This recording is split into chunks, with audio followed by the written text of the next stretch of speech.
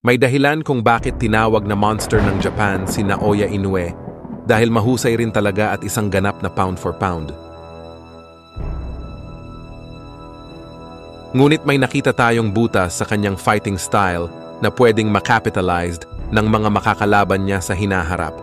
Natalakay na natin ang temple shot at bazooka left hook ni Casimero bilang parte ng kanyang offensive arsenal.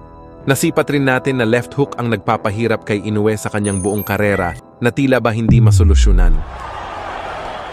May nasilip tayo na masasabing biggest weaknesses nitong monster na makokonsiderang greatest strengths ni Casimero. Ano-ano kaya ang mga ito at ano rin kaya ang mga implikasyon kung sakaling magtuos ang dalawa? Isa sa strength ni Casimero na medyo tagilid si Inoue ay kung paano kontrolin ang ulo ng kalaban. Pansinin niyo kung paano imaniobra ni Alas tuwing ibinababa ng katunggali ang ulo nito.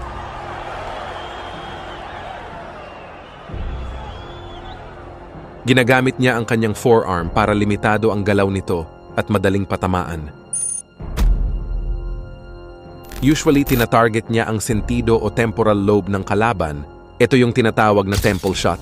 Effective ang mga suntok dyan dahil manipis lang ang buto sa parteng yan. Hinahaluan niya ng konting panggugulang gaya ng ginawa niya sa Meksikanong si Ramirez. Tinulak niya to open up, sabay suntok sa exposed na ulo ng target.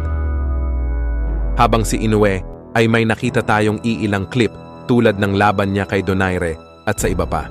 Dito ay hindi niya kinontrol ng maigi ang ulo ni Donaire at imbes maging alerto ay sinubukan niyang kumanan ulit habang inignore niya ang counter left hook ng Pinoy.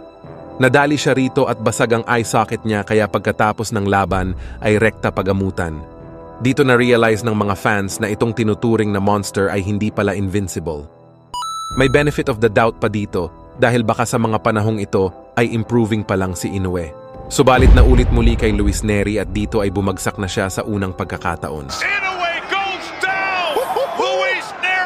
Pwede itong i-capitalize ni Casimero sapagkat alam naman natin na ang malabazukang counter left hook niya ang isa sa pinaka-underrated offense sa kanyang arsenal. Eto pa at pansinin niyo ang mga iilang pagkontrol ni Casimero sa ulo ng mga nakalaban niya.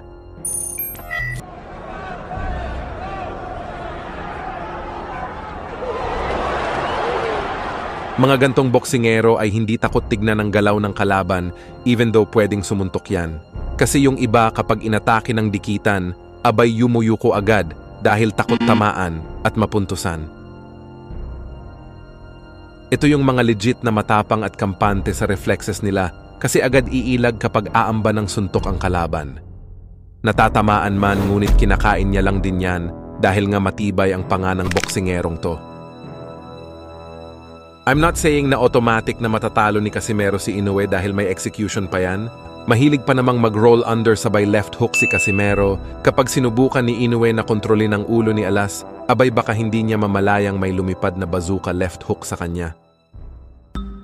Pero hindi lang yan ang nakita natin, kundi nasipat din natin na talagang hindi ganun kabihasa itong si Inoue pagdating sa dikitan. Hindi ko alam kung matatawa ka o magtataka dahil alam mo bang merong tinatawag na turtle shell sa boxing? Tinatawag rin itong turtle style or Operation Turtle kung saan dedepensa gamit ang buong braso at ibebend ang katawan para matakpan ang ulo hanggang tiyan habang nag-aantay ng opportunity to counter. Ginagawa ito ng boxer kapag unpredictable yung attacker at medyo may bilis ang suntok gaya ng Nakatani versus Astrolabio. Kumbaga automatic defense mechanism yan ng tao na takpan ang vulnerable parts nito gamit ang braso. Take note, si Inoue ay magaling sa distansya pero madalas niya lang ginagamit ay mag-step in and out bilang opensa at depensa. Ganun siya kakampante sa speed at reflexes niya. Bihira lang mag-lateral movement to. Pansin nyo ba? Kasi mas risky kung gagawa ka ng angle. Aside sa awkward at mahirap gawin gaya ng natural na ginagawa ni Pacquiao, ay pwede ka ring masapul ng counter. Step in and out ang main maneuver nitong The Monster dahil mas nakikita niya ang suntok sabay timing kung kailan ipapasok ang counter in between sa opensa ng kalaban.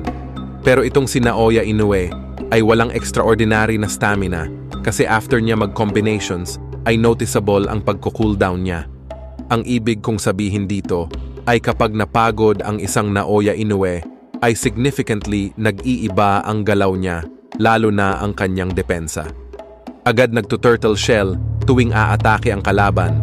Kumbaga, may mga dull moments rin siya na maaring hindi napansin ng karamihan dahil nga nakatanim sa ating isipan na isa raw itong monster ng Japan. Isa ito sa masasabing weakness niya na nakita natin, kabaliktaran kay Pacquiao na umaabot hanggang 36 rounds hard sparring dati.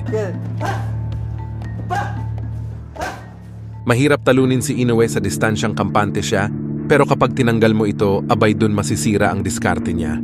Looping punches tulad ng hooks at overhand ang papatay sa mga naka-turtle shell dahil lulusot ang atake sa nakatagong ulo ng kalaban.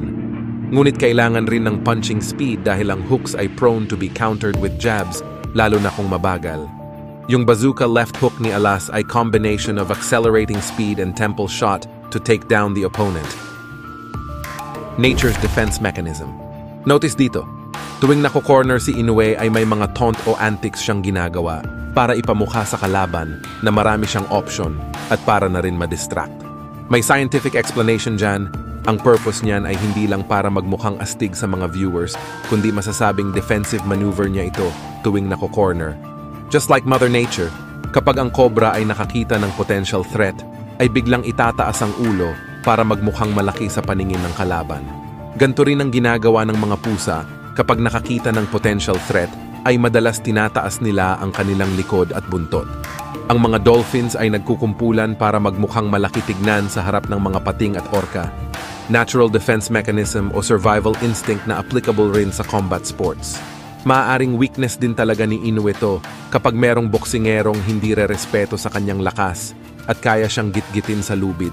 Kung sakaling umakyat ng timbang itong The Monster, abay na riyan ang estilo ni Brandon Figueroa na tingin natin magpapahirap sa kanya. Sa mata ng karamihan kapag tinawag na monster abay walang kahinaan, pero kung susuriin ng maigi, ay may mga loopholes siya na pwedeng i-exploit ng mas matalinong fighter. Base sa ating mga napanood, mag-a-agree ka ba na sasapat ang talino at diskarte ni Casimero para itumba itong si Inoue? Finish him!